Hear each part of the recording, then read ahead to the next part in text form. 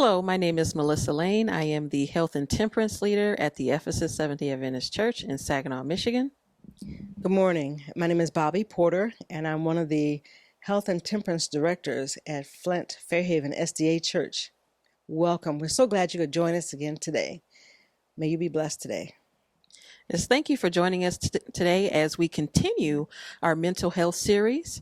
Today we are going to be discussing anxiety. Now, everyone experiences anxiety from some point in time in their life, whether you're taking a test or making an important decision. But when it starts to overtake your life where you cannot function on a day-to-day basis, that's where you need to start focusing and possibly seeking help. We do have a video that we're going to show with Dr. Jeff Baker, who will discuss signs and symptoms of anxiety, as well as discuss some things that we can do to overcome anxiety. Let's go ahead and watch the video.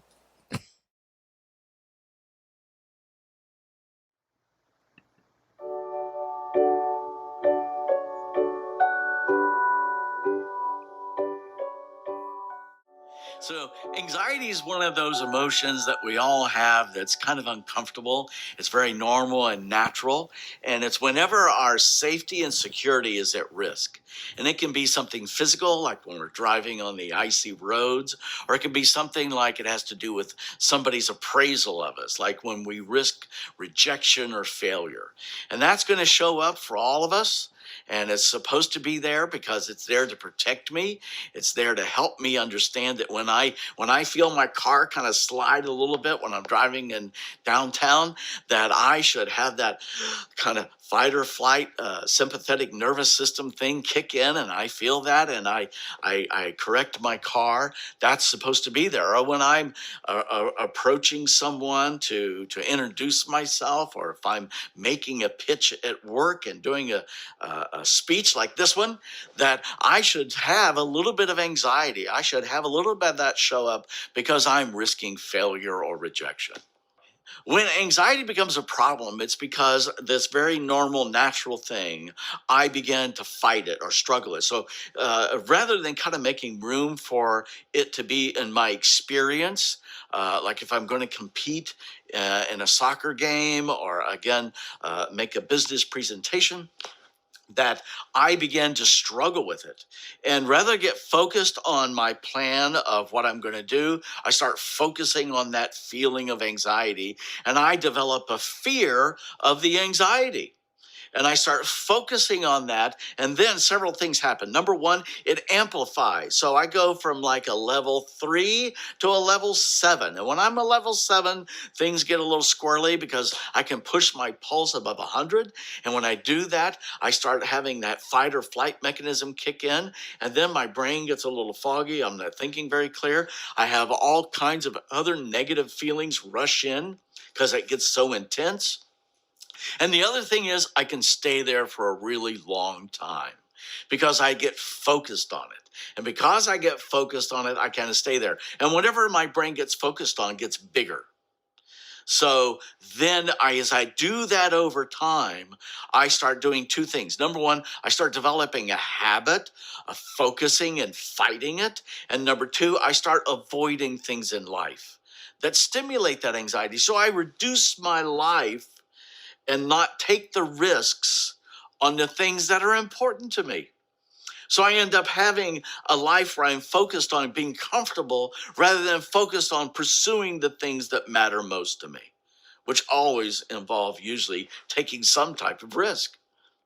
I know anxiety is a problem when the 3Ds show up. The first D is deviant, which means I'm behaving in a way that isn't normal. So if everybody else on the soccer team can go out and play, but I'm having a panic attack before I go out there, or I start to go out and I'm not going on the field.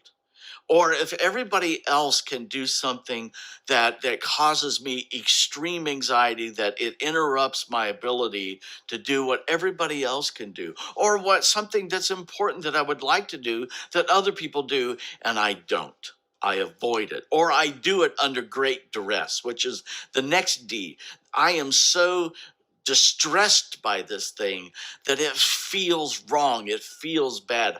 I know inside somehow this feels wrong.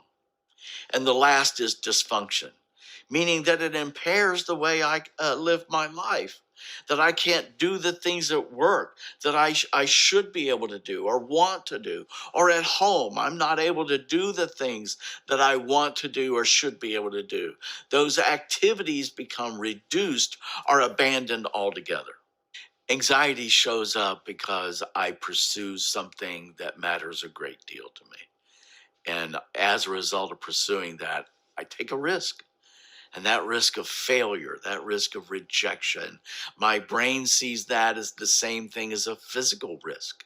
A Bengal tiger and asking out a pretty girl, like when I ask out my wife the first time, they're the same thing to that lower part of my brain. Now, the upper part of my brain can tell the difference between a Bengal tiger and my wife. The lower part of my brain, absolutely, they're the same thing, because a physical risk and an emotional risk is exactly the same. So, if I am to pursue the things that matter most to me, I'm going to produce that anxiety. The critical question is, what do I focus on? Have I trained myself and learned to focus on the feeling of anxiety, or the what ifs that are in my head, where they're like a gerbil wheel that'll make me crazy very quickly? Or do I focus on the urge to escape and run away? And if I focus on all these internal stimuli, the thoughts, the feelings, or even the sensation of the butterflies that I feel when I feel anxiety, if I focus on that, it's going to get huge. And as a result of it getting bigger, it will stop me or impair my ability to do the things that matters to me. Or I can have those butterflies and those little feelings and kind of show up, and I can focus on the thing that's right here, right now, that's important, that I want to lean into and do, and commit to doing that, even though I might feel some butterflies. To manage anxiety on your own in that moment, it's best to learn to catch it very early. Some people are very aware of what's going on in their head, and they'll catch themselves doing the what ifing thing, and you got to unhook from that very quickly, because it'll make you crazy soon. So learning to unhook from that and kind of getting your mind back to being focused on what's in front of you. Or some people will notice the kind of tachycardia and the butterflies in their stomach. And again, being able to catch that quickly with some deep breathing and learning to do some stretching and muscle relaxation that you can do anywhere. It's called IBFN, Instant Better Feeling Maneuver, which is just learning to take that first deep breath and relax and control your breathing. Now, when you don't do that, and you've kind of allowed it to kind of ramp up, and you've pushed your pulse over 100, you start dumping stress hormones in your brain. And when you do that, these catecholamines, these stress hormones, kind of shut off your executive function, all your reasoning and thinking, and you'll kind of get a brain fog, and it'll turn on the do not get killed part of your brain, and you will end up in fight or flight. And then it's kind of a real crazy feeling where you're tingly and you feel wired. And that's going to be a different thing, because it's going to take a long time for you to get your brain back. The quickest thing you can do is kind of breathe and get that back. But it's going to take about 16 hours for those stress hormones to be metabolized in your brain. But it can be done. The secret is not to do that very often. If you're doing it very often, you can even end up depressed along with anxiety, because you're eating away some of those neurotransmitters that allow your brain cells to talk to each other. Some of the things that people can do when they're struggling with anxiety, very practically, are Pilates, yoga, any type of exercise, where what you're doing is an almost anti-anxiety activity that gets you focused right here, focuses on muscle stretching and relaxation, taking meditation and mindful classes, even prayer, things like that, that help relax and focus right here, right now, are fantastic. I also love people to learn the activities to mindfully live, meaning live focused, live in the present, learn to practice being present here so that when those things show up, you're not used to living your whole life swirling around in your mind. I believe prayer can be very powerful in managing anxiety. Number one, it takes your head away from the what ifing in your brain that's kind of a squirrel cage. And number two, it moves us to an area where we trust that somebody bigger than me. That, because think of all the anxiety is about uncertainty. Our most intense fear is the unknown. Well, what if I had trust in somebody who did know and that I believe cared about me? Well, that can really help if I begin to focus there. Now, it's not very helpful if my prayers are focused on all my fears. Okay, so I have to focus my attention on that which allows me to feel cared about and trust, where the uncertainties are part of an adventure that's been laid out for me that I can follow, and that it's okay to have uncertainty because that's where faith is. I just want to know the plan. I want to have some control here. He finds that very amusing, I think. So, he's always laying out in front of me this uncertain life. And that's going to create a little anxiety, and that's okay. But that's where my faith can be if I will lean in and focus on trusting somebody who's in charge and control of all that. And I can believe that he loves and cares about me. There's a time for medication. Sometimes it's absolutely necessary because you may have practiced your struggle with anxiety enough that you have depleted some of the neurotransmitters that allow your brain to do what it does. Now, when that happens, you may not be able to boost that thing naturally. So you may need a medication that's going to help you learn to get that back while your neurotransmitters are being built back by the medication. And anti-anxiety medication is kind of an odd thing because you really can't get rid of it because it's supposed to be there. Very different than depression, which is not supposed to be there. Sadness is supposed to be there, but not depression. Anxiety always should be there. So when we take anti-anxiety medication, it really suppresses anxiety, but it also suppresses everything else, all the good feelings and the bad feelings. So anti-anxiety medication should be used sparingly. Some of the SSRIs, antidepressants, are actually very good because it will boost serotonin levels, which helps with anxiety, but it doesn't suppress everything. Anti-anxiety medication can help you reduce the flooding. So you're not flooding so often. So you're not having that episode where your pulse is going above 100. So anti-anxiety medication can help you not flood so often, therefore dump all those stress hormones in your brain. And when you take an antidepressant, an SSRI or any of the tricyclics or any of those, what we can do then is build back some of the serotonin or norepinephrine or whichever neurotransmitters have been eroded by you dumping all these stress hormones in your brain often enough and frequently enough. We can help build those back. And that's essential if you're going to try to get your function back to normal. Your PCP, primary care physician, can help you make those decisions. And you know when you need that, when you can tell that your anxiety is very different than everybody else. Again, that's that word deviant, or it's distressful and you know this is wrong. You know the anxiety is so overwhelmed because it's getting in the way of you functioning, and it becomes dysfunctional because it impairs you from living your life and pursuing the things that matter most to you.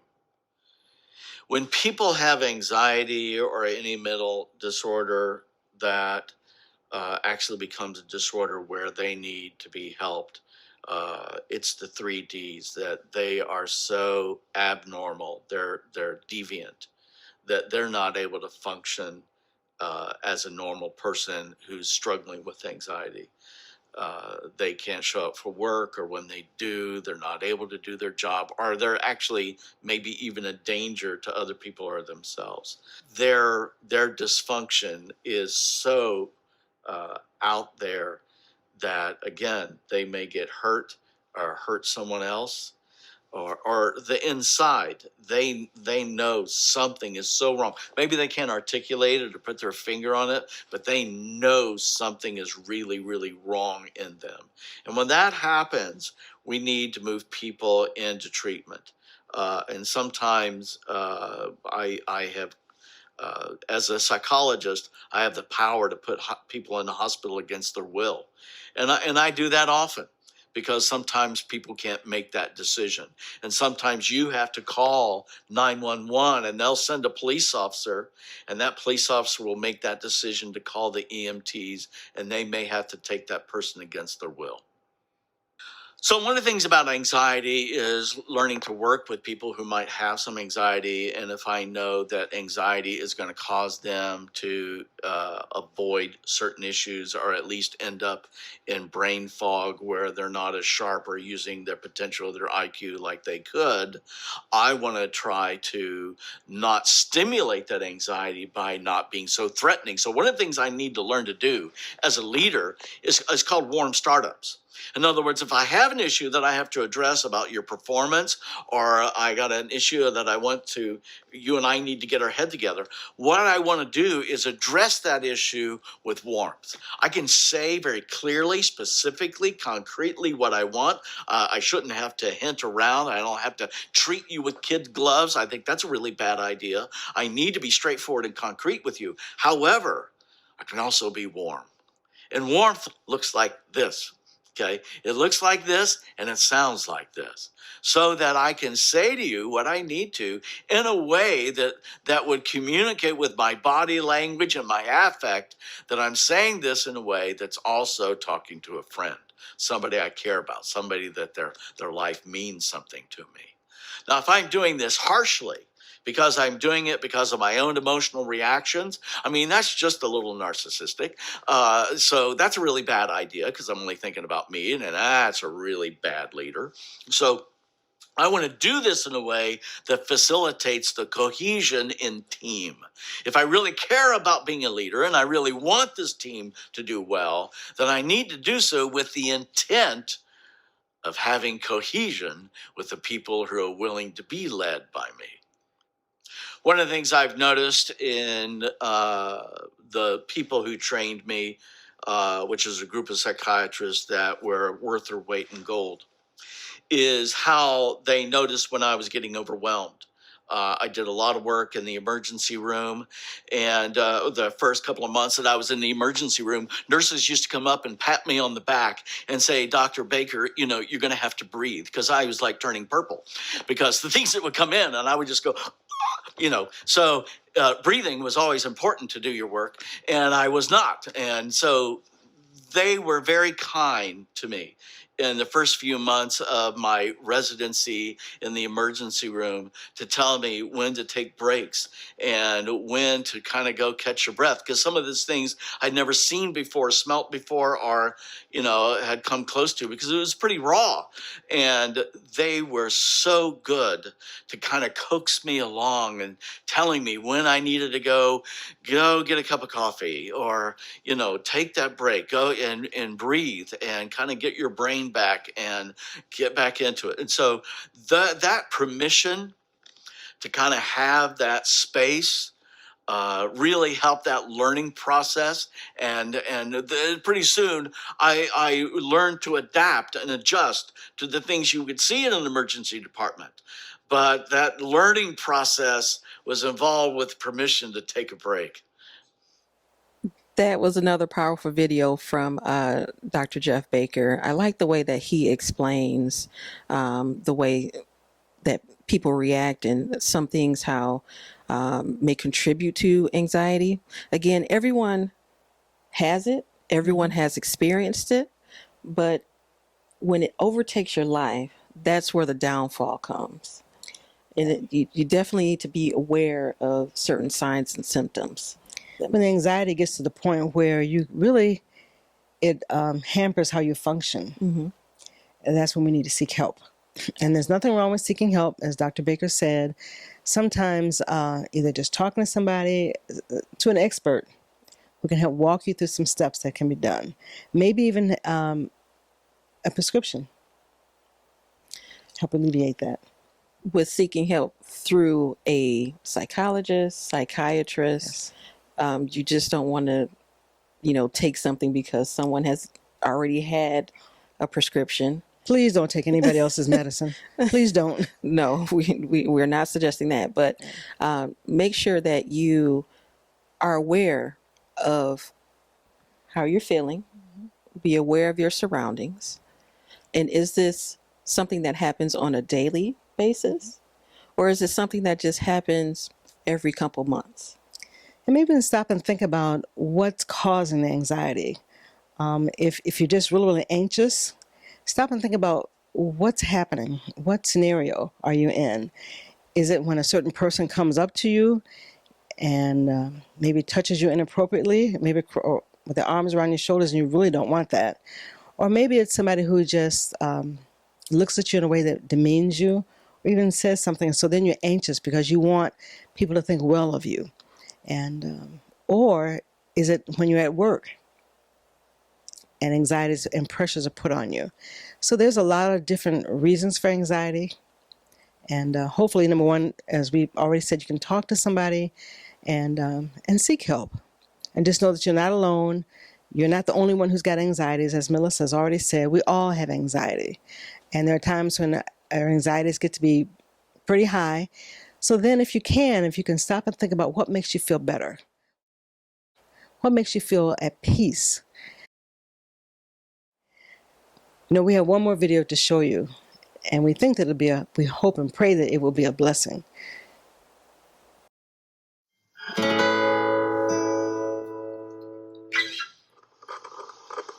I've come to value truth like I never have before. Whether that's an easy truth or a hard truth to swallow, I have become in love with the truth.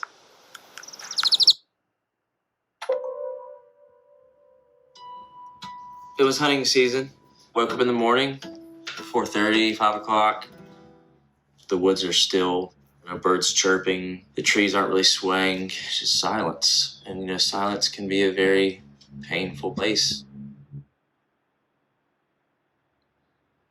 I was already in a very anxious spot in my life. Thought everything was going to be okay. It was just another hard morning. But the feelings of hopelessness and fear and the silence kind of consumed, and slowly I became debilitated. I wasn't in control of my body anymore. And my brain and my mind went to this very foreign place. This vision that I was consumed with was the most tormenting thing in my brain and my mind that I've ever had before. It was like I was in hell.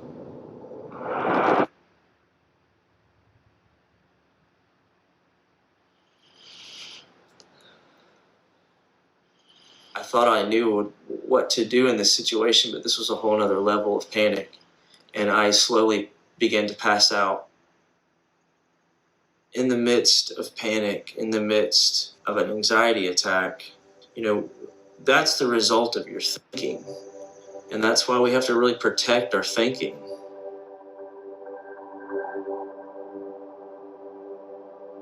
When our amygdala gets turned on and starts firing stress hormone to help us cope, those hormones flood our frontal lobe, and our frontal lobe is responsible for being rational, but it gets turned off because it gets flooded with stress hormone. And so your brain is in like a stress bath, basically. If your amygdala gets turned on too often, it means that your body is perceiving threat even when it's not there, and that's what an anxiety disorder is. Anxiety disorders are the most common mental health problem in the US right now. About 20% this year will suffer from an anxiety disorder. And then the anxiety disorders have the earliest age of onset of any mental health problem. A typical age of onset is 10, 11, 12 years old, whereas something like depression, the average age of onset is actually more in your 30s. So anxiety really tends to strike at a young age.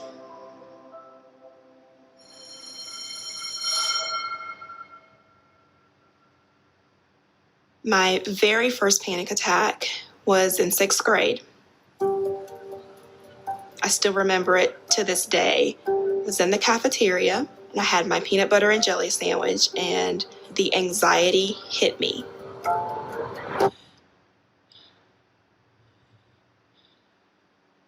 I'm literally like, what's going on? Am I getting ready to die right now? I remember sweating, shaking, and trying to catch my breath.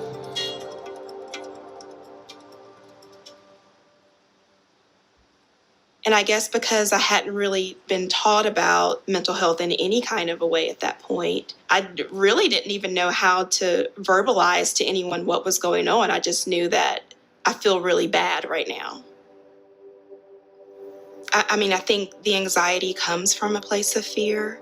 A lot of my triggers do come from traumatic experiences. But then the strange thing about anxiety is that sometimes there is no trigger. Sometimes I'm having a great day and boom, out of nowhere, my body is sending off this fight or flight response. It doesn't matter how perfect of a life or how perfect of a situation. If there's a chemical imbalance or something in your brain is firing incorrectly, you're going to end up with anxiety or any other mental condition. So what's the difference between mental illness versus just a simple symptom? And the way I look at it is, how is it impacting my daily functioning? Is it impacting my work, my sleep, my relationships? We all may experience anxiety or something like that, but is it starting to interfere with things that are important for my day-to-day functioning?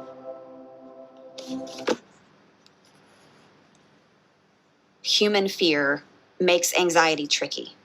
If someone has bipolar, it's like, oh, this is definitely like a clinical thing happening. We know more now about the brain. We know this is definitely happening in their brain. Fear and anxiety are harder because like everybody's afraid. And then some of us have anxiety disorders.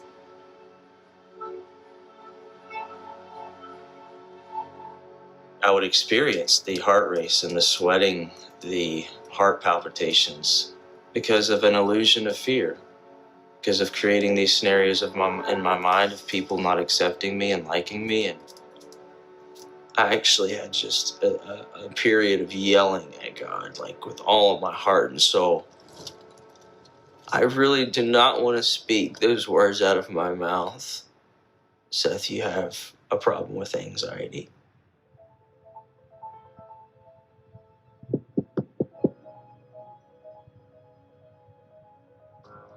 I was always fearful of that happening because I cared so much about what people thought of me. But I didn't really have permission and the safety. I didn't give myself the permission and the safety to confess that to people. But in reality, that was an illusion because people would love me and accept that part of me. Everyone has something that's eating at them. Everyone has something that they're trying to overcome and conquer. I just realized one day I've been bullied a lot of my life by fear and anxiety. And I've allowed the bullying to continue for way, way too long. And so I got to the point where I was like, man, yeah, I'm telling people, like, you know, like confessing. I'm letting people in. This thing's gonna get exposed. This thing's gonna get hit by a light that it's never seen before.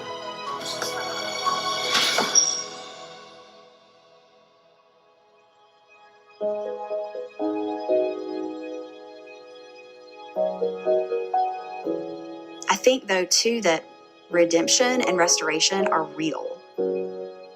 So often, I think the church ends up minimizing ongoing chronic suffering like mood disorders or addiction because it's scary. And we don't want to do the hard work of wrestling with where is he in the darkness? What does it really mean for the light to shine in the darkness and the darkness to not overcome it?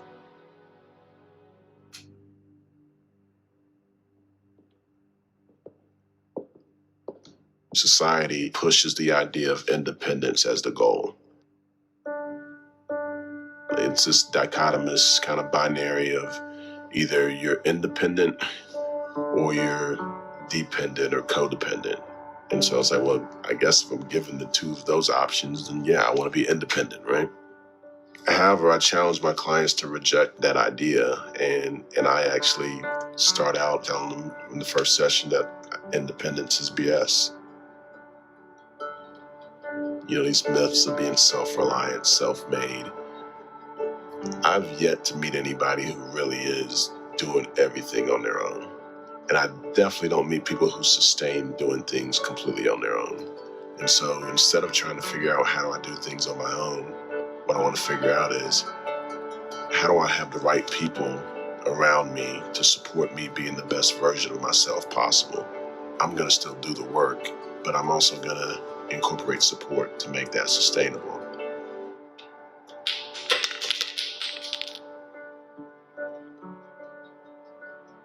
I think our community could be far less self-reliant, far more okay with really doing life together, being real about struggle. When shame or struggle is shared, its power diminishes.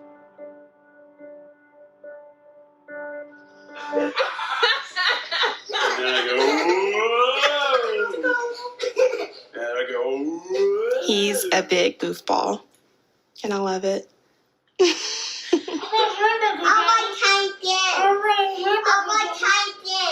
You want to try again? When I first told Terrence, it felt like I was breaking the news to him that I'm a broken person, basically. Do you want to do a dance with Mommy? Yeah. I thought maybe he would leave. Not immediately, but I thought that maybe he would start planning his exit from the relationship. But he did the exact opposite and just opened his arms and said, "Come here, what do you need from me?" And that was the biggest thing. So even with that confidence of knowing, okay, I just told my boyfriend and he was totally cool with this, I still wouldn't have told another soul. I was just afraid that people were going to look at me and think either, number one, that I'm lying because, well, look at you, you look fine. Or number two, well, we don't really want anything to do with you now because I don't want to have to deal with all of that mental health stuff that you're dealing with. I really believe that just as humans, we're not meant to go about any of this by ourselves. And that it really is BS to think that we all have to work in our own little silos and go through the hard times alone. Through making sure that you have a strong support system around you, the light at the end of the tunnel is so beautiful and freeing. So for me, recovery isn't knowing that, oh, thank goodness, I'm never going to have a panic attack again. It's knowing I very well may have one in 15 minutes, but I'm prepared. Quinn, come on. You're so big. So for the person in the audience who may be thinking to themselves, do I have a mental illness? I've been there. You know, I've had that moment of kind of looking in the mirror and saying, how did I get to this place? Understand that there's a way out. Where I am is where I am right now. It doesn't mean it's where I'm going to be down the road. There's hope, there's opportunity. Don't be afraid to get help. Anxiety is such a common problem, and yet it's also a very treatable problem.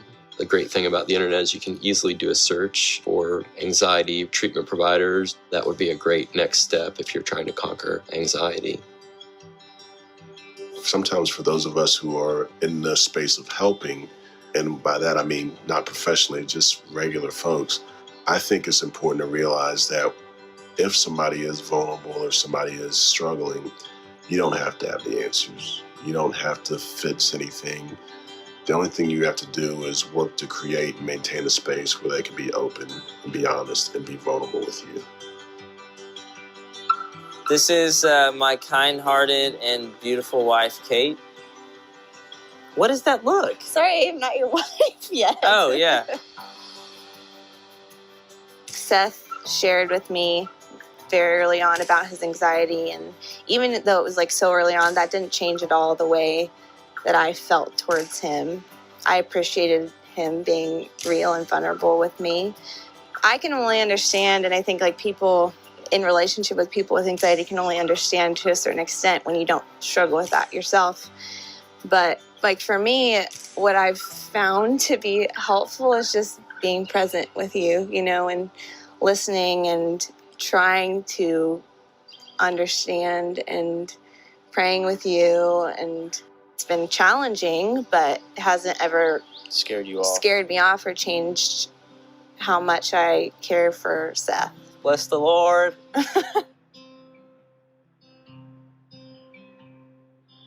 May the words of my mouth and the meditations of my heart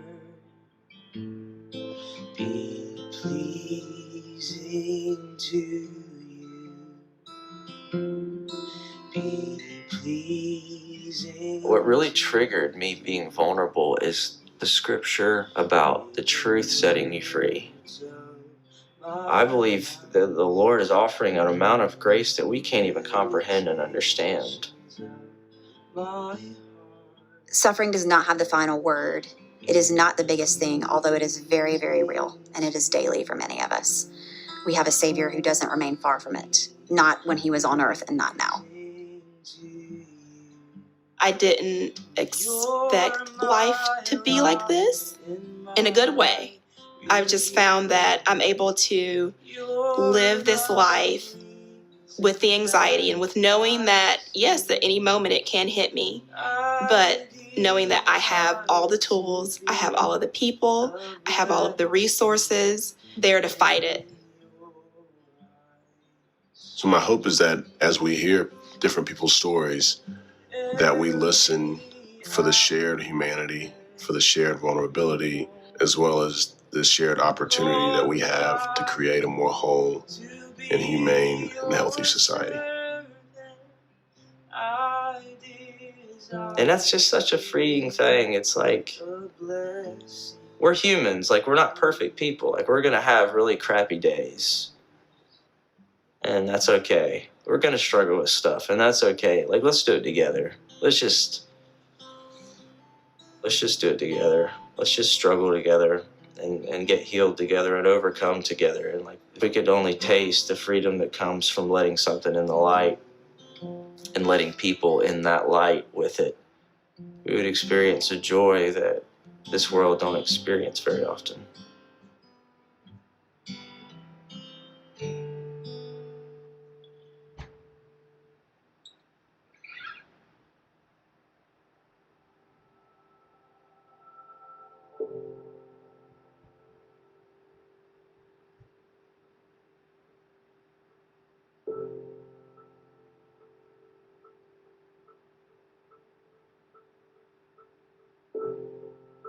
Thank you for watching us today.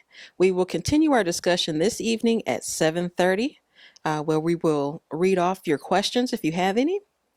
Also, if you need additional assistance, please reach out to either church's website. It's Saginaw Ephesus Church. You can go to esdac.org, or Fairhaven in Flint. You can go to fairhavensda.org. Next week, we will conclude our mental health series, and we will be discussing addiction. Have a blessed day.